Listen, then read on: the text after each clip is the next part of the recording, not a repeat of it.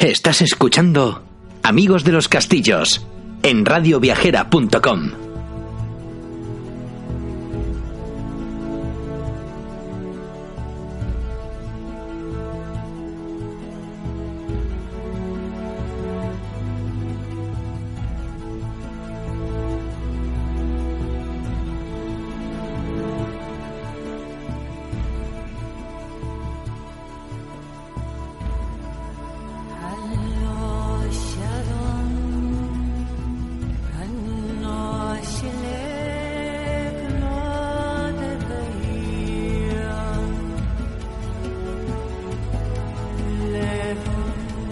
Muy buenos días a todos, amigos, ¿qué tal estáis?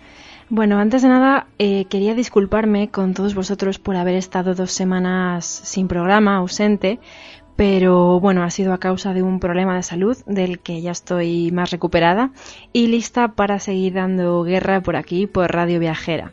Así que bienvenidos a un nuevo programa de Amigos de los Castillos. Y el de hoy es uno de esos programas que siempre se recuerdan, porque pone de manifiesto la grandeza de la literatura española. En este caso, vamos a encumbrar a una de las obras más representativas de nuestro país, si no la que más.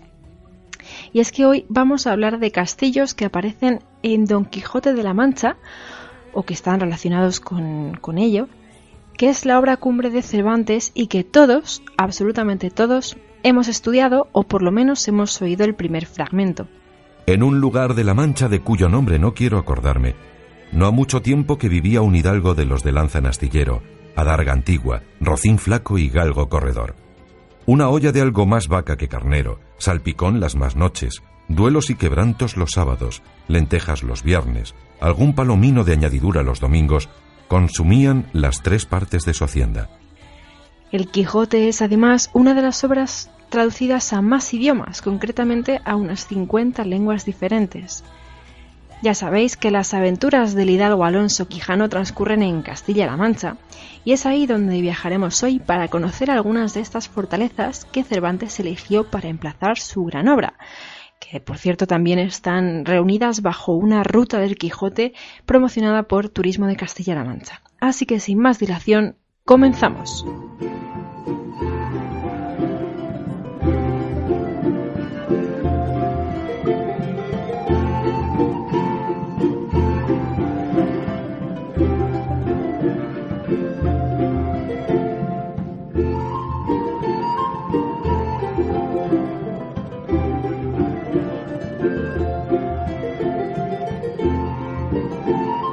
La primera parada de la ruta de Don Quijote es el castillo de Garcimuñoz, en Cuenca.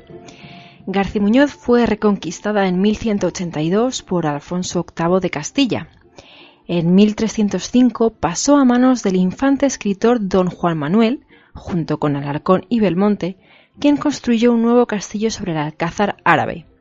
El castillo fue rehecho totalmente en la segunda mitad del siglo XV por Don Juan Pacheco, marqués de Villena.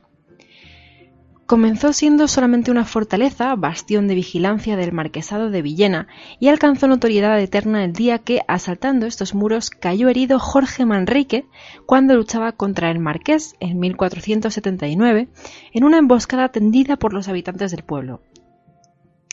Construido de sillarejo y argamasa, su planta tiene forma de cuadrado irregular, con fuertes y reforzados muros de 3 metros de espesor, flanqueados por gruesos torreones circulares y anchas plataformas para emplazar las piezas de artillería. En el siglo XVII se construyó en su recinto la iglesia parroquial, que inscribe su torre cuadrada en uno de los cubos de la muralla.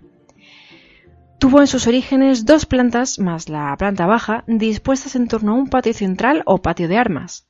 En la primera destacan troneras de última época, denominadas de cruz y orbe. En el segundo piso, de su lado noroeste, destacan 5 ventanas góticas con forma de cruz.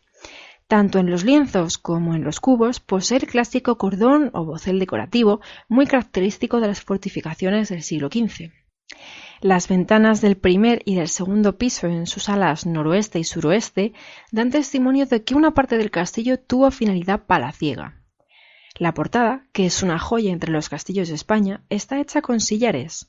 Su estilo es gótico isabelino y semeja un retablo de piedra tallada suspenso sobre el muro. Por el castillo de Garcimuñoz han pasado nombres tan célebres como don Juan Manuel, sobrino de Alfonso X el Sabio, nieto de Fernando III el Santo y autor del Conde Lucanor, quien residió en la fortaleza durante buena parte de la primera mitad del siglo XIV. Pero el castillo alcanzó notoriedad el día que, como comentábamos antes, se hirió Jorge Manrique. Y fue aquí donde fue enterrado en el cercano monasterio de Uclés, muy cerquita de este castillo. El castillo se encuentra en estado de ruina consolidada. En marzo de 2008 se iniciaron unas obras de reconstrucción y consolidación que, según a quien preguntemos, algunos nos dirán que fueron acertadas y otros pues que no lo son. Así que nada mejor que visitar nosotros mismos el castillo para hacernos nuestra propia opinión.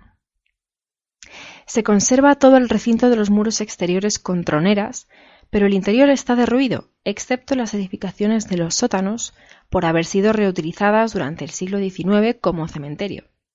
Y aunque hay varias leyendas que sobrevuelan este castillo, hoy vamos a hablar de la bruja del castillo. El 6 de agosto de 1555, Pedro Patiño, vecino de Carrascosa del Campo, de 80 años de edad, sintiéndose viejo y ya achacoso, presintiendo que se avecinaba el día de su muerte, acusó de hechicera a Catalina la Morena, que era una vecina del castillo de Garcimuñoz, porque oyó decir a Guiomar, otra vecina diferente, que la Morena había hecho un hechizo para casar a su hija con un hijo de esta señora, de Guiomar, llamado Padilla Daza, y para ello tomó un gallo y le espetó un asador con unos corales por todo el cuerpo. Cuando fue interrogada Guiomar sobre este asunto, la morisca se ratificó en la acusación que Pedro Patiño había hecho y añadió que además de espetar el gallo con el asador, atravesándole por la parte inferior hasta sacárselo por la cabeza, lió a su hijo con unos corales por todo el cuerpo. La boda no se efectuó y Padilla Daza se casó con María Mejía, vecina de Uclés. Después de casado, Padilla Daza quedó impotente y sospecharon que Catalina la Morena le había ligado con un hechizo porque oyó decir que tenía en su casa metida en una pared una efigie o figura de cera y que en su naturaleza tenía una aguja espetada y decían que hasta que aquella figura fuese deshechizada no se revertiría el hechizo. Posteriormente se tomó declaración al interesado y Padilla Daza refirió que hallándose en el castillo de Garcimuñoz por temas de negocios, le llamó Catalina la Morena y llevándole a su casa le rogó se casase con su hija, pero Padilla le dijo que no lo podía hacer sin el consentimiento de su madre. Entonces, la Morena le puso una mano entre la capa y con la otra le sujetó la otra mano y le oyó decir muchas palabras que no entendió porque hablaba entre dientes. Después le pidió que se quedase en su casa a cenar y a dormir, lo cual Padilla Daza nunca consintió ni quiso hacer. Pocos días después, Padilla se casó con María Mejía, vecina de Uclés, y estando velada, estando tumbada, él se puso enfermo y estuvo impotente durante más de 1 año y medio. Su madre y sus tíos tuvieron la sospecha de que la bruja Catalina lo había hechizado porque estaba enfadada ya que no se había casado con su hija.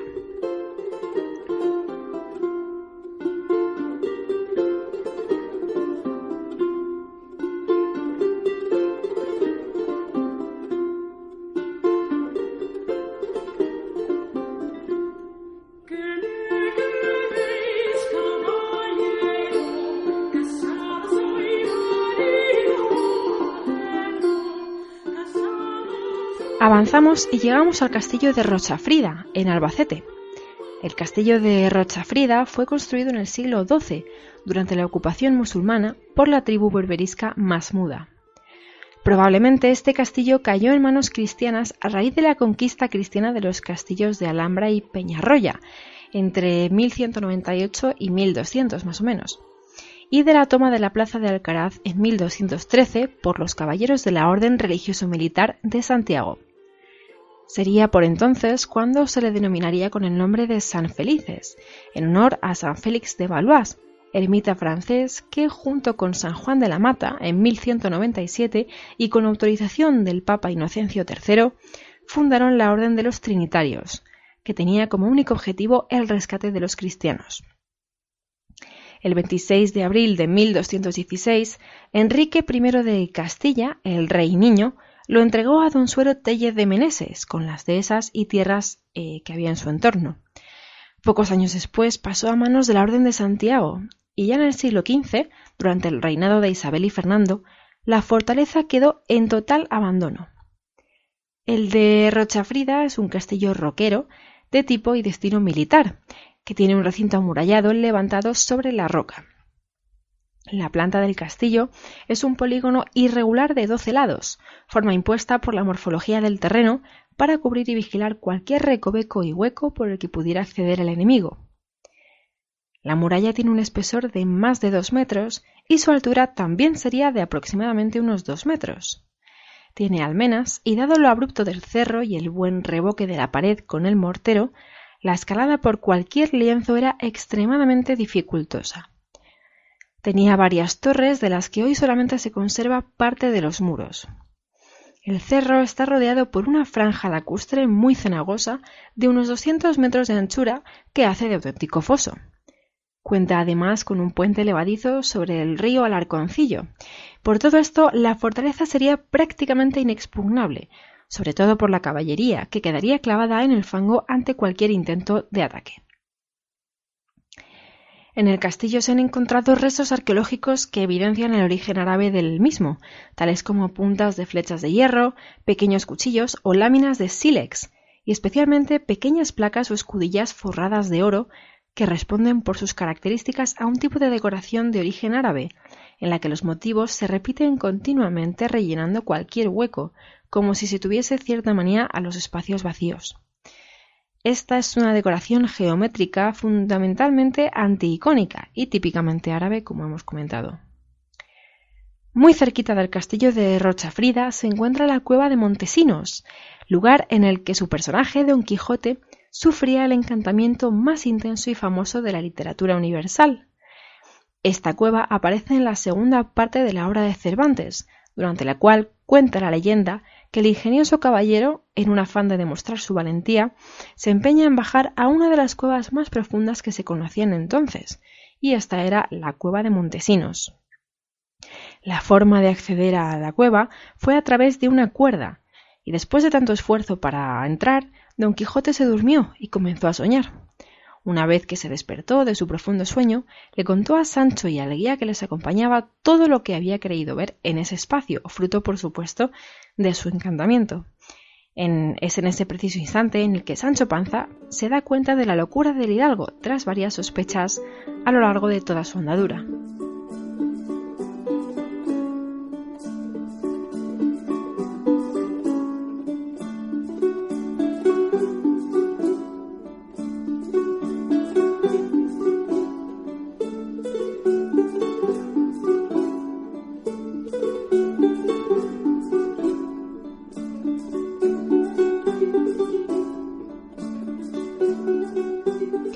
Nos detenemos ahora en Bolaños de Calatrava, otra de las partes de la ruta del Quijote. El castillo, conocido como el castillo de Doña Berenguela, es una fortaleza árabe construida entre los siglos X y XI de planta cuadrangular con torres en cada esquina que reforzaban y defendían la muralla perimetral. El recinto está completamente almenado y rodeado de un foso excavado en la roca. En su interior existen varios restos árabes, como unos baños, aljibes y muros de anteriores estancias. Tiene 2 torres, la del homenaje, con ventanas geminadas en sus laterales, y una mazmorra en la parte inferior, y la torre prieta, de la que solamente se conserva una pequeña parte. El castillo alberga un amplio patio de armas que incluso se llegó a utilizar como plaza de toros. La fortaleza fue edificada para custodiar la vía militar de Toledo a Córdoba, y en 1229, tras la reconquista cristiana, fue donado por Doña Berenguela a la Orden de Calatrava, que lo convirtió en la sede de la encomienda de Bolaños. En 1520 se reparó para combatir el levantamiento comunero, y en el siglo XIX se subastó al haber desaparecido la encomienda de Bolaños y pasó a manos privadas. 2 son las leyendas que se cuentan de este castillo.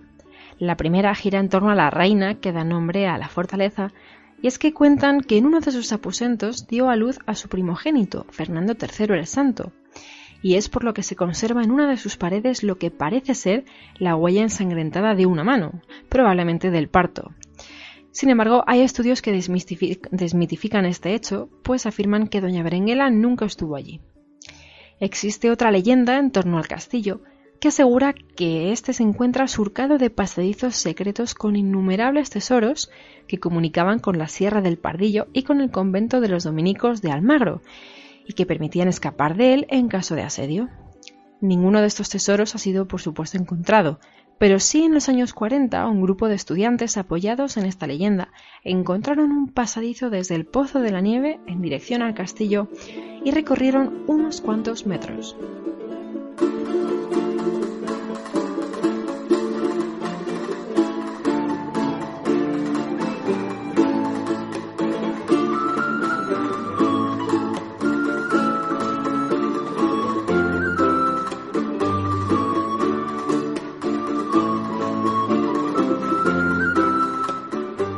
Continuamos la ruta de Don Quijote y llegamos a Consuegra, en Toledo.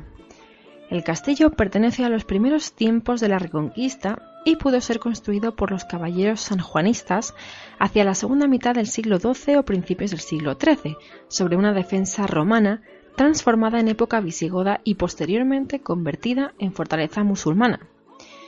Su carácter es muy austero, carente de adornos a excepción de los dos escudos que se encuentran en la torre, el superior, perteneciente a don Juan José de Austria, hijo de Felipe IV, y el inferior, perteneciente a la Casa de Alba.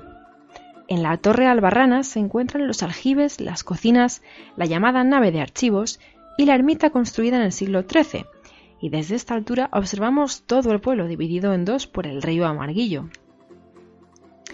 Y es que en un lugar de la Mancha, como diría Miguel de Cervantes, cuyo nombre sí recordamos, está Consuegra, que es el pueblo toledano, donde podemos ver también los famosos molinos que el ingenioso hidalgo Don Quijote confundió con gigantes y contra los que luchó enérgicamente. Y es que a pocos kilómetros de Madrid se halla uno de los conjuntos de molinos de viento mejor conservados de tierras manchegas. Ya desde la carretera que lleva a Consuegra se pueden divisar en lo alto del Cerro Calderico 12 molinos de viento que vistos desde lejos parecen realmente soldados gigantes dispuestos a dar batalla. Así que normal que Don Quijote los confundiera en realidad, ¿no? Datan del siglo XVI y son realmente impresionantes. Se construyeron 13, pero permanecen solamente 12, y de estos hay 5 que conservan su maquinaria en perfecto estado. Sus nombres son Sancho, Rucio, Bolero, Espatero y Mochilas. Los demás también tienen nombres curiosos, todos ellos por supuesto sacados del Quijote, y son Chispas, Caballero del Verde Gabán, Mambrino, Clavileño, Alcancía, Cardeño y Vista Alegre.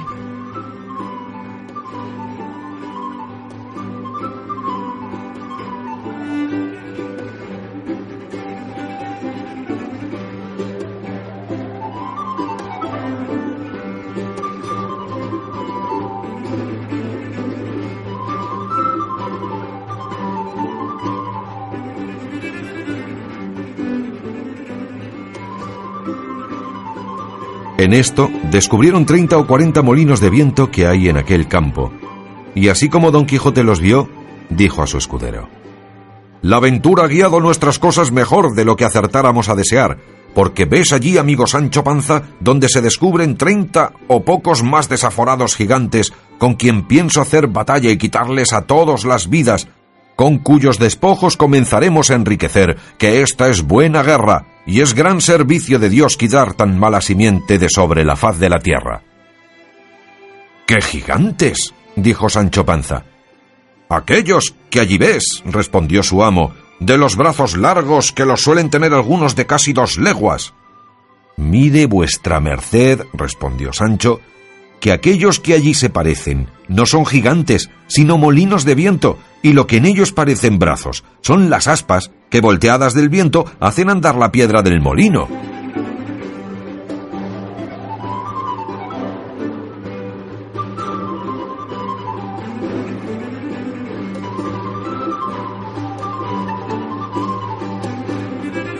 La última parada que hacemos hoy, y por lo tanto se convierte en nuestro castillo de la semana, es en Ciudad Real, concretamente el castillo de Montizón, situado en Villamanrique. El castillo de Montizón es una fortaleza de época medieval, construido durante el siglo XIII, y se encuentra junto al río Guadalén.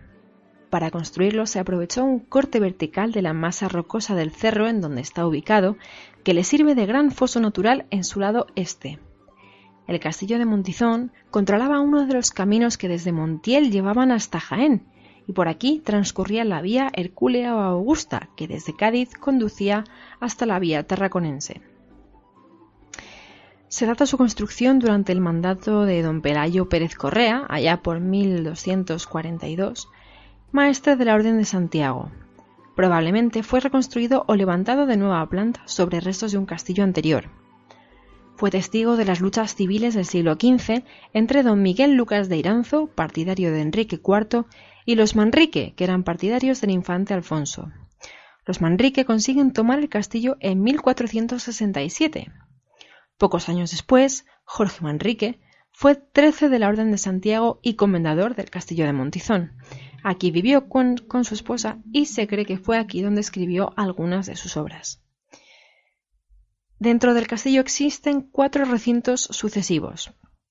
El cercado o la muralla de las Albacaras, que se encuentra al norte y sur y ligeramente al sureste y al suroeste. El cerramiento, que en la zona de Albacaras sería la segunda muralla y primera en las zonas exentas de tales albacaras. El recinto de murallas, que es del propio castillo, y la gran torre del homenaje, que como todo castillo tiene una torre que se llama de esta manera. En el siglo XVII, el castillo de Montizón dejó de tener funcionalidad práctica y debido a esto entró en un claro periodo de decadencia y deterioro.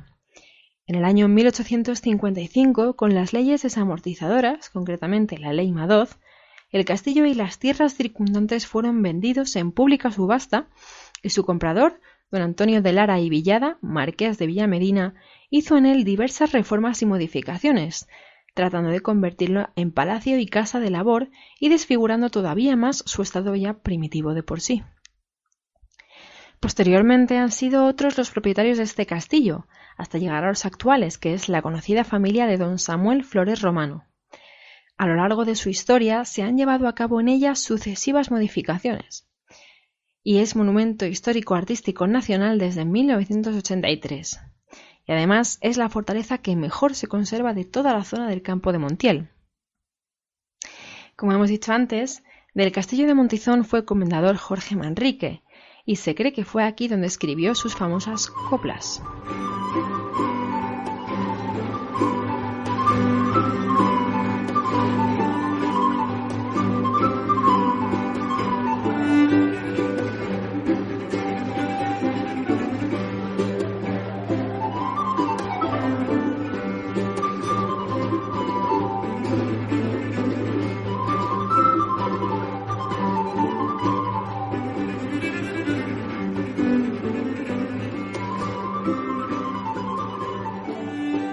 Y como en muchos de los castillos de España, también aquí existe una leyenda, concretamente la leyenda de la Reina Mora. En Villamanrique se dice que en muy lejanos días habitaba el castillo de Montizón una reina mora de gran belleza. Siguen relatando las fuentes que en las calurosas noches de verano, la reina mora bajaba del castillo buscando refrescarse en el río, y lo hacía acompañada de esclavas y escoltada por su guardia berberisca, que con antorchas iluminaban sus pasos las noches que no había luna. Se paraba junto a un pequeño remanso, que hoy a este lugar se le sigue conociendo por el baño de la Reina Mora, y se desprendía de todas sus sedas. Tanta perfección hecha mujer no podía permanecer oculta durante mucho tiempo, como tampoco podían hacerlo sus baños nocturnos, que cada vez eran más conocidos. No se sabe quién ni cómo, pero las noticias llegaron de Montizón a las gentes del pueblo y de las aldeas cercanas. Un joven belmonteño las escuchó y se prometió a sí mismo que no pararía hasta dar con aquella joven reina, no siendo ajeno a los riesgos que ello conllevaba, agravados por la ya tradicional y antigua enemistad que había de Torre de Juan Abad con los castellanos. Entonces una noche, a pocos metros de la resplandeciente sensualidad de la reina mora, el joven la vio y se quedó extasiado por su belleza. Entonces comprendió que nunca sería feliz porque nunca sería correspondido este amor. La última noche que la vio empezaron a oírse gritos y maldiciones. Las esclavas unieron sus gritos estridentes por la aparición del intruso a los de la reina mora al saberse espiada en su intimidad. La cubrieron rápidamente y volvieron al castillo. El joven fue encerrado en una de las mazmorras donde le torturaron dejando caer gota a gota sobre la frente del chico. Hay quien dice que se volvió loco antes de morir agónicamente, y esa noche la reina mora desapareció y nunca nadie más supo de su existencia, sin llegar a saber cuál fue el destino de su enamorado.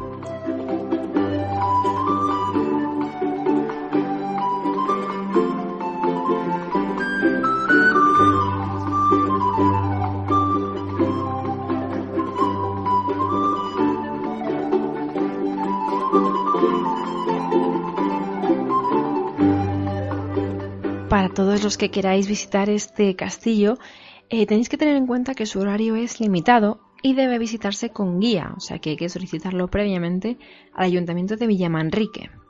El horario durante los meses de enero, febrero, marzo, junio y octubre a diciembre, las visitas se realizan y quedan fijadas durante 8 días por cada mes, en viernes y sábados de 9 a 2 horas durante todo el año. En el mes de septiembre, pues quedan prohibidas todas las visitas, pero como hasta septiembre queda mucho, de momento quedaos con ese horario. Viernes y sábados de 9 a 2, previa solicitud al ayuntamiento. Y con el castillo de Montizón terminamos nuestra ruta del Quijote, aunque ya sabéis que es muchísimo más amplia y que son muchísimos kilómetros los que podéis recorrer si queréis pasar unos días inolvidables viajando por todos los pueblos que de alguna manera tienen relación con Don Quijote de la Mancha. Y es que esta ruta es una magnífica forma de conocer todas aquellas grandezas que tiene esta tierra que muchas veces no visitamos porque no tiene otros encantos como puede ser playa o montaña, pero que sin embargo tiene rincones maravillosos dignos de visitar y que de verdad la ruta del Quijote es una buena oportunidad para hacerlo. Así que nosotros nos despedimos por hoy, hasta el próximo programa donde volveremos con muchos más castillos. Que seáis muy muy felices.